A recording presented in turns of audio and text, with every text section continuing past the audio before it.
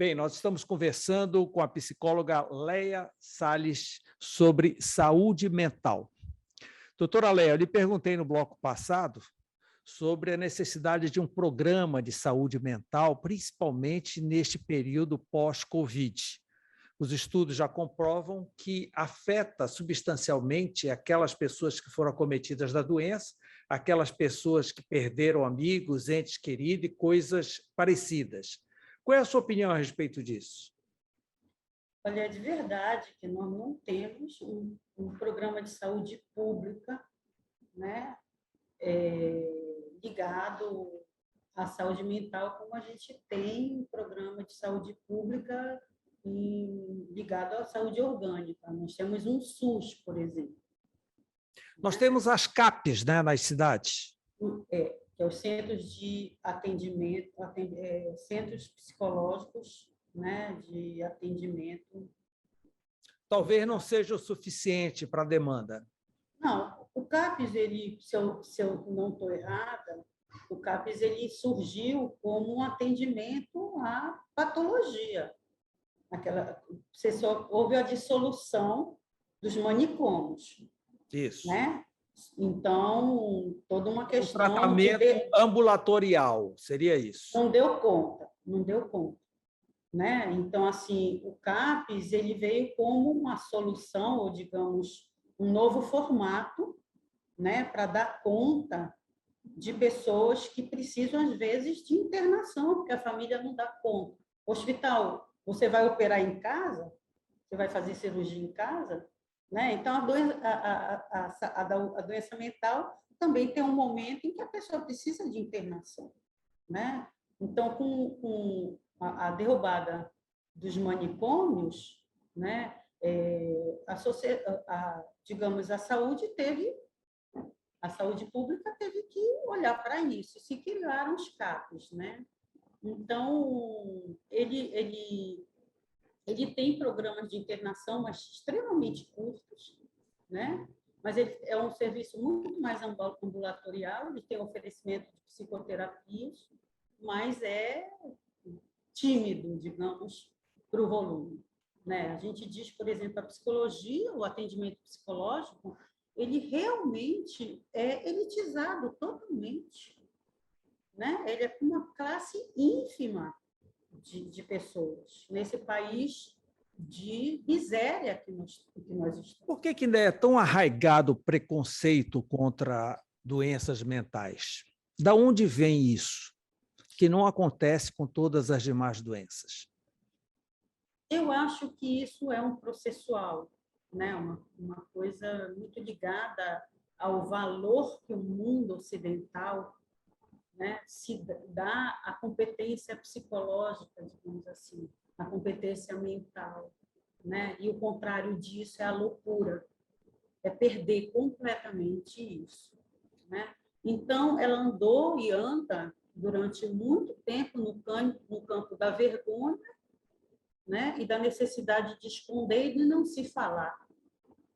Né? Então, existe um preconceito seríssimo. Seríssimo. O ser humano ele tem uma dificuldade, primeiro, né, de admitir o sofrimento. Né? Eu escondo de todas as formas que eu estou sofrendo. Eu chego num trabalho, né, e tento enfrentar. Tento, e não conto para ninguém, não posso ficar falando, porque, inclusive, os que falam se tornam chacota. Né? Os que falam, né, são tidos como os que sem noção. Os que frágeis, se expõem, frágeis, os frágeis, o que se expõe, né?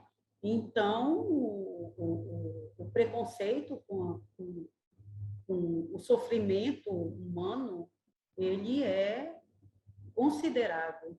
E eu acho que isso tem a ver com arrogância, onipotência, uma ilusão, né, de perfeição, uma ilusão do Brasil, por exemplo. O Brasil foi um país que jogou muito pesado na história de que nós somos os povos, o povo, né, mais alegre do universo.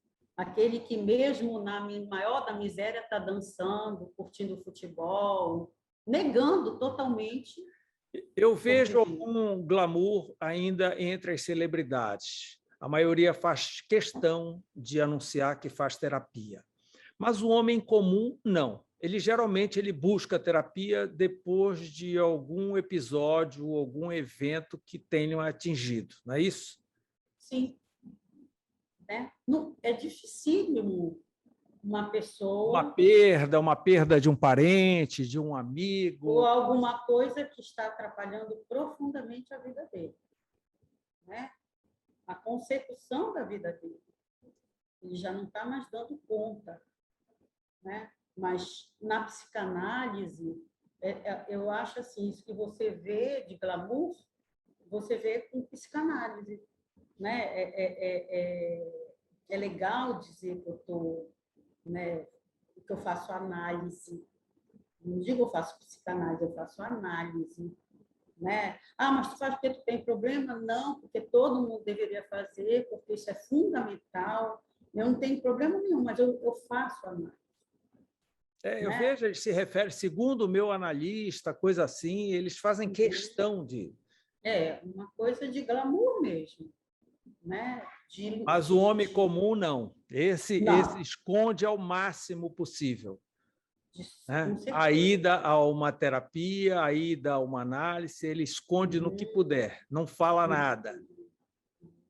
Qual é a relação que a senhora faz de ciência e religião? Qual a importância do espiritualismo? Olha, cada vez mais ciência e religião conversam, cada vez mais, por um tema chamado transcendência, uma habilidade humana de transcender, né? Que é uma das habilidades de maior complexidade cognitiva que o ser humano tem. Nenhum animal que já se estudou de complexidade se identificou, por exemplo, né, a habilidade de transcender. Né? E a habilidade de transcender é dada pela capacidade de imaginar. Então, como é que eu transcendo? Eu transcendo na minha imaginação que eu posso visitar o lugar que eu quiser, eu posso estar no lugar que eu quiser, eu posso revisitar o que já aconteceu comigo, né? Agora, no contexto espiritual, né, não estou falando de qualquer religião, né, prática religiosa, mas a espiritualidade ela tem aparecido, né, para a ciência. Por exemplo, hoje eu trabalho com uma tecnologia psicológica, né, uma terapia chamada terapia da aceitação e do compromisso, dentro de um contexto que nós chamamos ciência comportamental contextual. Né? Então, nós estudamos a espiritualidade como uma ferramenta humana, né? Capaz até de substituir uma análise, digamos assim? Porque ela trabalha com coisas que são muito importantes. Né? Por exemplo, se estuda como é que o ser humano ele é capaz de se manter funcionando sem nunca ter visto e nunca saber que ele vai conseguir. Por exemplo, a vida eterna. Né? E ele se mantém pela fé, né? Ele se mantém com práticas religiosas, né? Numa coisa que ele não vai saber, ninguém veio dizer para ele que é verdade. É claro que quando você submerge, você vai profundamente numa teologia cristã, e você vai estudar a história dos santos, né? História dos místicos, você vê revelações desse tipo, mas que a ciência não pode comprovar, não está dentro do contexto científico, das exigências científicas. Mas a prática espiritual, ela traz coisas que são de saúde mental. Né? Por exemplo, crença, fé, né? A confiança de que as coisas passam e mudam, né? De que hoje as coisas são assim, mas amanhã elas podem mudar. né, um humor. E a manifestação da fé, né, doutor? Eu conheço gente católica, mas só pratica realmente a religião na época do Sírio, vive em torno do Sírio. Ano passado ele foi virtual, a pessoa ficou carente. Esse ano, novamente, ele será diferente. Isso acarreta algum problema mental para essas pessoas? Olha, eu não conheço alguém que está estudando, né? Eu ando junto com frequento, né, uma comunidade católica, né? E então assim, o ser humano, ele tem capacidade de praticar a fé, as orações, do jeito que aquilo possibilita, né? Então, talvez as pessoas estejam se adaptando, né? Não pode de um jeito, pode de outro, né? E as pessoas não vão perder, digamos, a fé, né? Na esperança de milagres que eles esperam de Nossa Senhora, né? Não é porque não está havendo o Sírio como que isso vai atingir. Eu acredito, sabe, Mauro? Eu acredito que na capacidade que o ser humano, de adaptação do ser humano, né? De se adaptar às transformações. Você está vendo que o que foi para a gente, né? O absurdo do que foi a pandemia, a surpresa, a exigência que nós tivemos do isolamento. Se nós contarmos a história, a nossa trajetória do que cada pessoa viveu nisso e foi se adaptando, né? Por exemplo, a gente não tem notícia de que alguém morreu porque se isolou. Não é mesmo? Não tem notícia.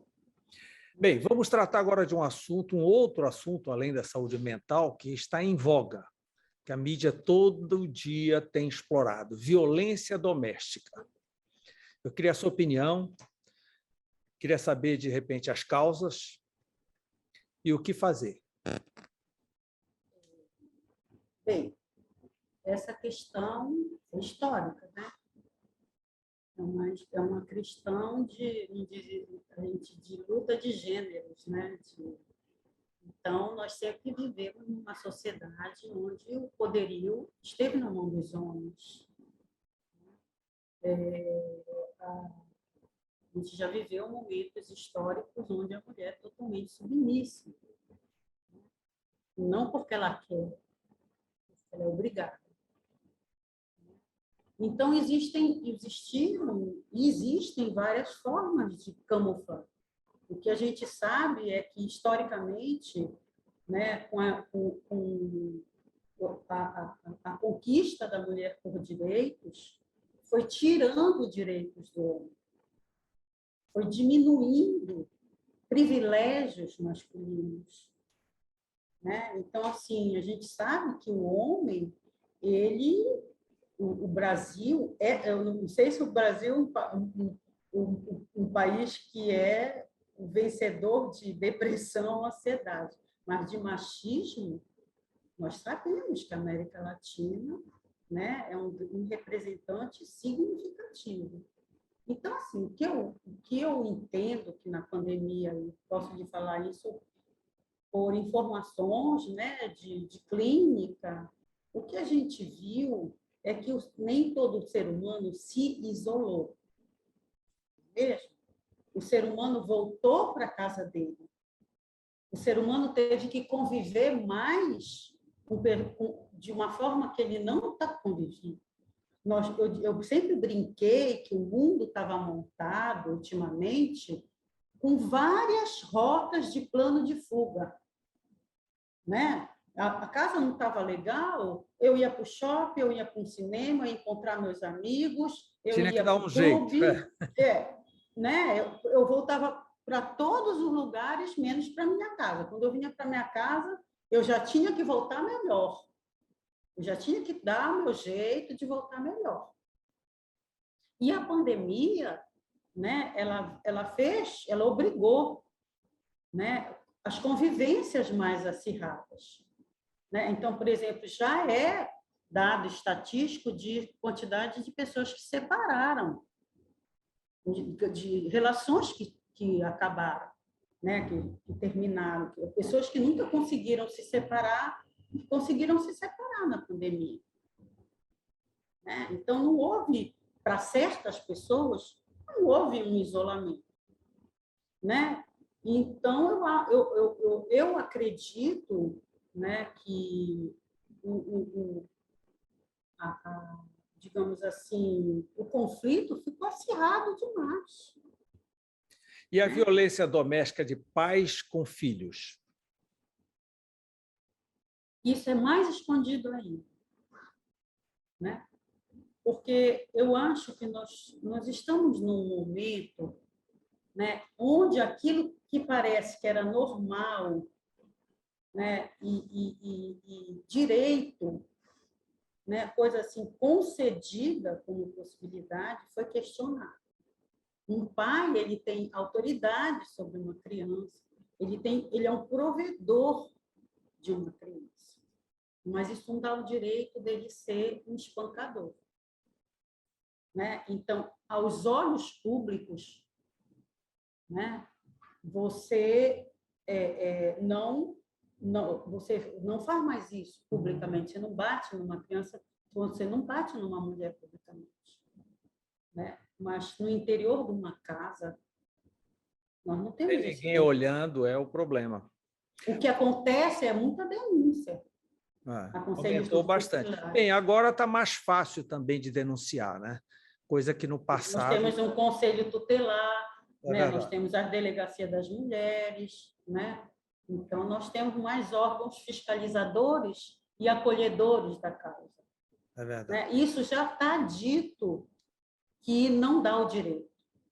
Doutora Léa, ambientes tóxicos dentro de casa e principalmente no trabalho.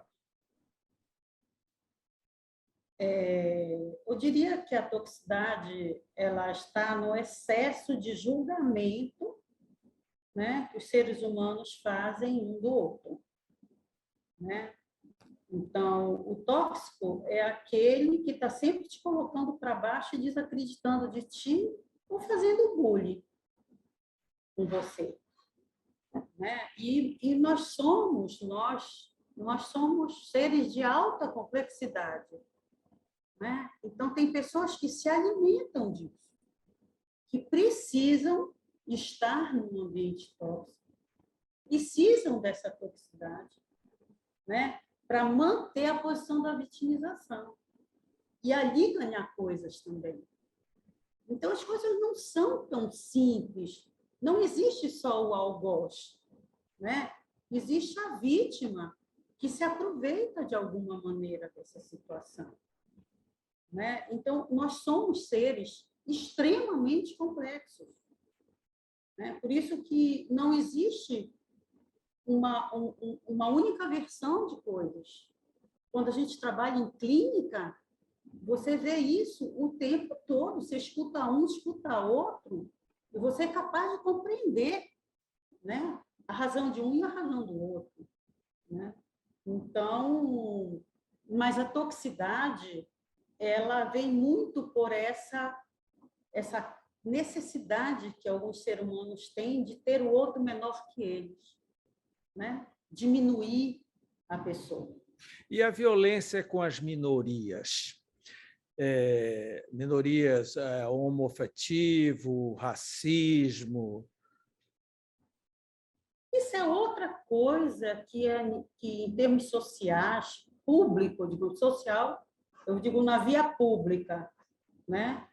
Então, antigamente, você poderia ser jocoso com o homossexual, falar dele de um jeito jocoso, criticando, debochando, fazendo bullying. Isso não é mais aceito. Né? E as pessoas não fazem por medo de não serem politicamente corretas, não é isso? Mas eu acho que nós temos, historicamente, até isso virar um hábito em que as pessoas aprenderam a ter respeito, a norma primeiro é coercitiva. Se está de um jeito autoritário de que pode, está concedido o direito de você fazer isso, né? Um trabalho educativo, ele leva mais tempo. Então, o que é que você usa? Você usa da coerção, entendeu? Então, a coerção, de uma certa maneira, ela está fazendo na marra, se não é por bem, é por mal. Ela está fazendo na marra as pessoas se educarem, né? Para aceitar a diferença. Qual é a idade mínima para uma terapia? Olha, Mauro, eu tive a felicidade, extremamente grata, né, de ter participado durante 10 anos de um grupo de pesquisadores psicanalistas, que me faltou a palavra agora, mas era um instrumento que identificava, identificação, chamava IRD, identificação de patologia de precoces na infância, né? Então, ali, nesse momento, estava surgindo as terapias mãe-bebê, né? O estudo de identificação de sofrimentos já em bebê. Então, isso já é um campo totalmente consolidado no mundo, né? Então, um bebê, né? Por exemplo, imagina se você tem um bebê que só chora, né? Um bebê que não se alimenta, que recusa alimentação, um bebê que não dorme, né? Então, são indicadores de que aquele bebê tem sofrimento, né? E, geralmente, as terapias se dão na relação da mãe com o bebê. Então, o terapeuta entra ali, né? E intervém ali no mãe e bebê. Então, Hoje, com que idade, doutora, é diagnosticado o autismo, por exemplo? olha, a psicanálise, ela veio na dianteira disso, né? A psicanálise começou já há mais de 10 anos, diria uns 20 anos ou mais, né?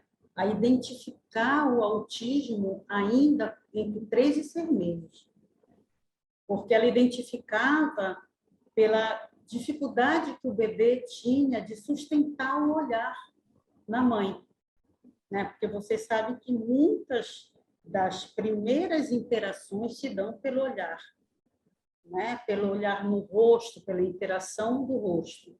E a psicanálise, ela estudou isso, né? Nós temos uma franco-brasileira, que é a Marie-Christine Lasnik, que tem uma tese que há mais de, pelo meu, eu acho que uns 40 anos, a Lasnik já, 30 pelo menos, a Lasnik já trabalha com isso. Então, é um campo extremamente consolidado. Uma curiosidade pessoal do pós-Covid. A gente ouve falar muito em déficit cognitivo. A senhora poderia explicar para nós? Olha, a cognição digamos, a engrenagem, né, que prepara o ser humano para aprender, para assimilar o mundo. Para raciocinar. Né? Para raciocinar. Né? Então, ele envolve memória, principalmente, né? Memória, retenção de informação, que imagina se você tivesse que aprender todo dia a mesma coisa, né? Então, a cognição, ela trabalha com memória, que é um aspecto fundamental, né, do processo de aprendizagem, né? Então, um déficit cognitivo, você perde ele pode a lapso. um dos sintomas, né? Uma das indicações que tem acontecido de informações da Covid é ligado à memória, né? As pessoas primeiro esquecem coisas, né? Por exemplo, eu tenho uma pessoa que esqueceu de fazer conta, parou de saber fazer conta, né? Tem reaprendido. A gente sabe que as pessoas que saem da intubação, muitas relatam que desaprenderam muita coisa que tiveram que reaprender de novo. Então, existem algumas sequelas, que a gente pode dizer, que nós não sabemos se elas são reaprendidas, se elas podem ser retomadas, porque tudo é muito voltam recente. Naturalmente também, né? Dizem muito que, de repente, com o tempo, você vai readquirindo aquela memória perdida. Desde que ninguém desenvolva um pânico em torno disso, né? E entra em pânico porque está identificando, né, que tem lapsos de memória, né, e começa a criar um quadro psicológico por causa disso. Aí mesmo que não vai lembrar. Vai ficar pior ainda, né? Então, agora, nós sabemos que é tudo muito recente. Assim como não se pode dizer o que pós-Covid deixou de sequela ou de limitações nas pessoas. Só vamos saber daqui a um tempo, né? A gente não sabe quanto, né? É verdade.